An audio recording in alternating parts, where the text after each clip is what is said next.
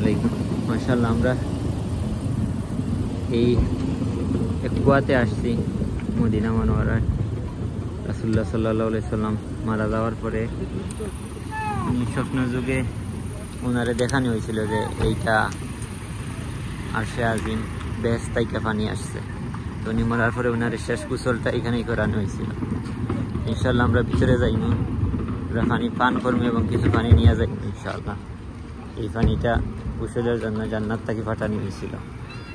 দেখেন আমাদের আগে যারা আসছিল মা বোনেরা, এরাও পানি নিয়ে যাইতেছে পরিবারে, কারণ এই পানিটা জান্নাত থেকে আসছিল। মাশাআল্লাহ আমরা অনেক কিছু দেখাইলাম। এখন কুয়াটা ব্যারিকেড দেওয়া আছে, আমরা তো উৎসুক জনতা আবার ভিতরে চলে যায়। ইনশাআল্লাহ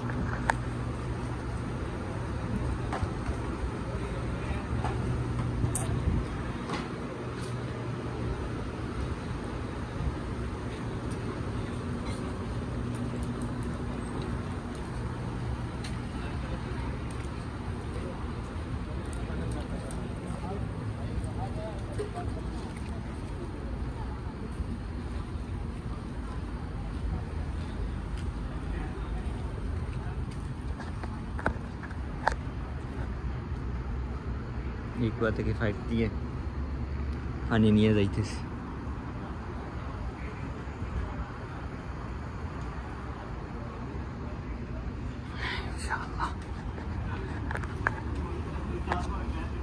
এখন কিছু পানি পান করবো এবং নিয়ে যাইব ইনশাআল্লাহ।